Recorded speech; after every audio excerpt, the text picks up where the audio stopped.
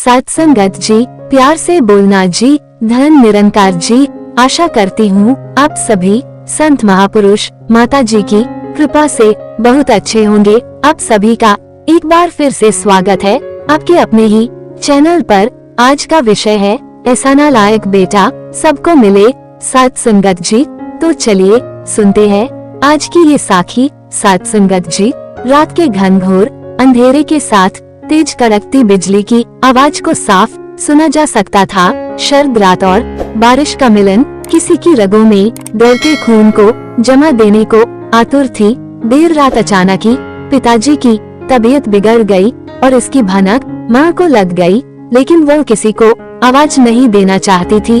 अगर वह चाहती तो पास के कमरे में सो रहे अपने बेटा बहू को आवाज लगा उन्हें बुला सकती थी, लेकिन उन्हें डर था कि कहीं किसी की नींद न खराब हो जाए। वैसे भी तो पूरे दिन काम पर रहकर वापस थके हारे लौटकर अपने बिस्तर में सो रहे होंगे। ये सब विचार माँ के मन में चल रहे थे। सत्संगत जी, पिताजी की तबीयत सर्दी के गिरते तापमान की तरह खराब होती जा रही थी। माँ अब व्याकुल हो उठी थी।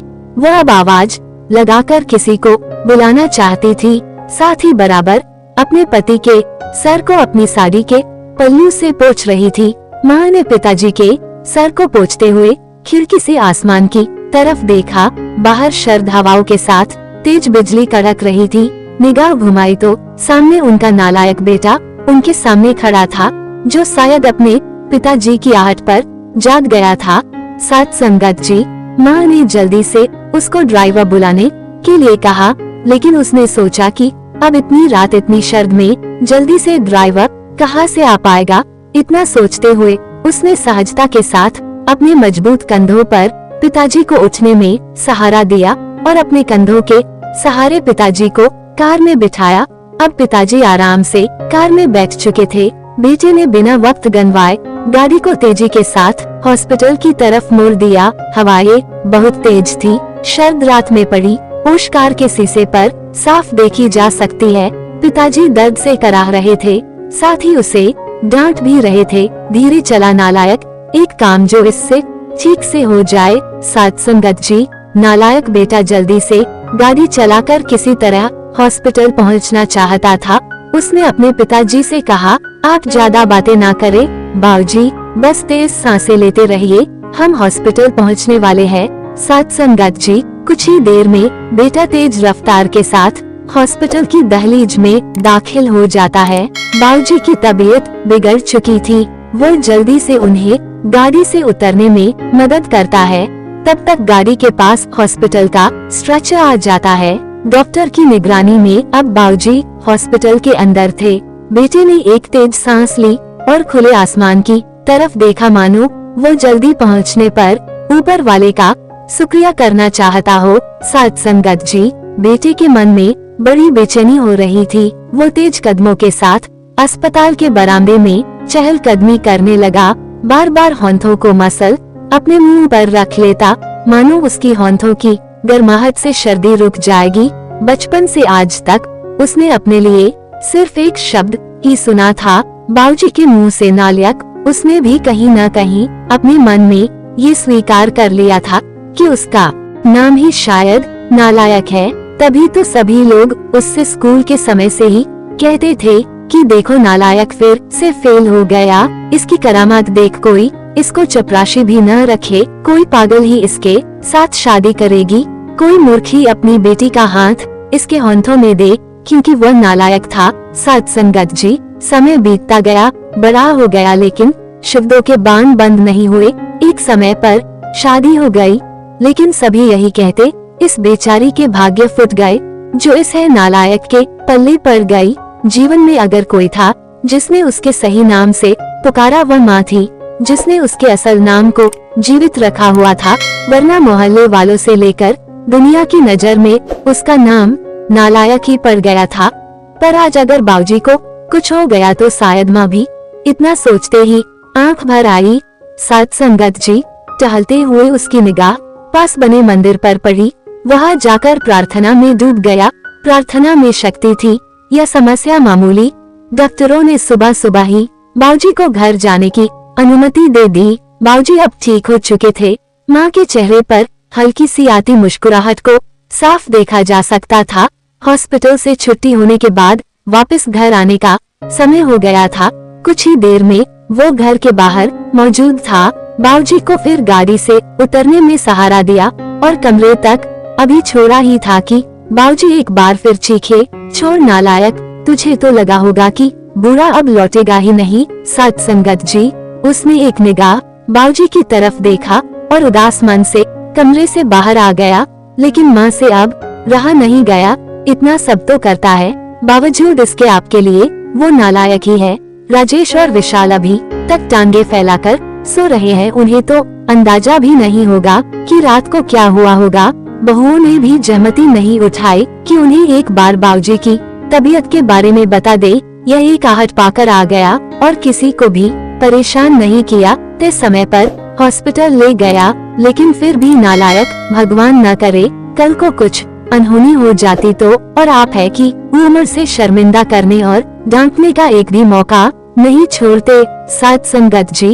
इतना कहते कहते माँ की आंखों में आंसू उमड़ पड़े। इस बार बाबूजी ने आश्चर्य भरी नजरों से उनकी ओर देखा और फिर नजरें नीची कर ली। माँ अब भी रोते हुए बोल रही थी, आखिर क्या कमी है हमारे बेटे में? हाँ मानती हूँ पढ़ाई में थोड़ा कमजोर था, तो क्या सभी होशियार ही इस दुनिया में पैदा होते हैं? आज वो हम दोनों के लिए क्या नहीं करता।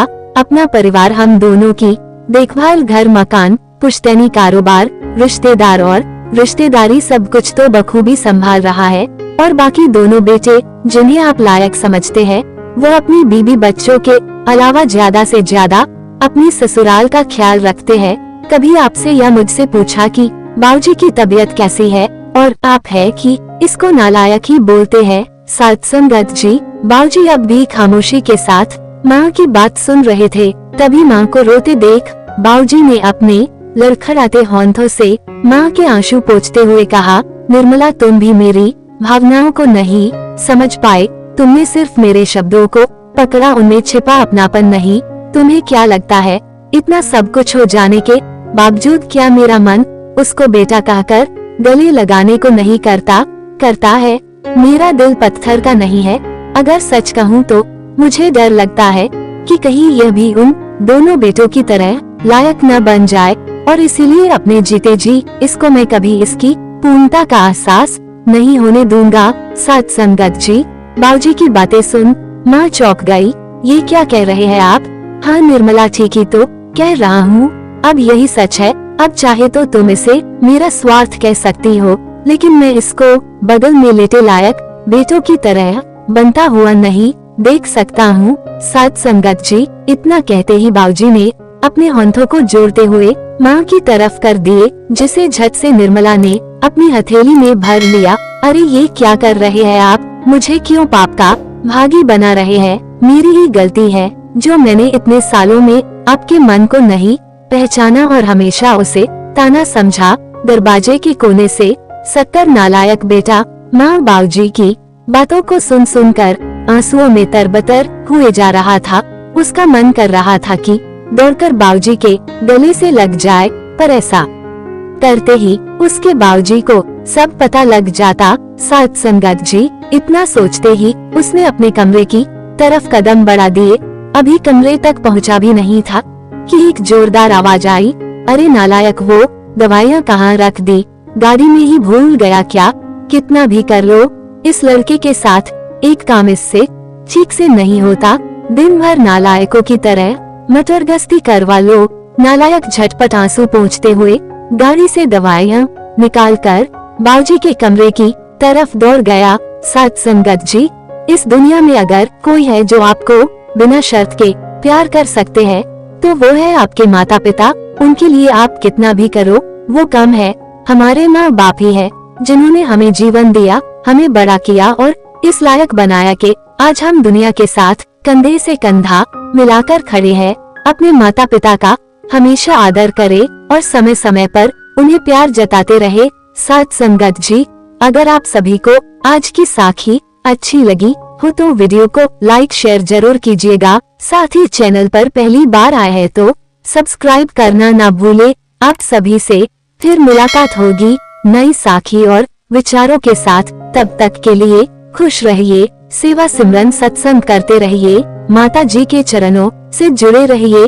प्यार से बोलना जी, धन निरंकार जी।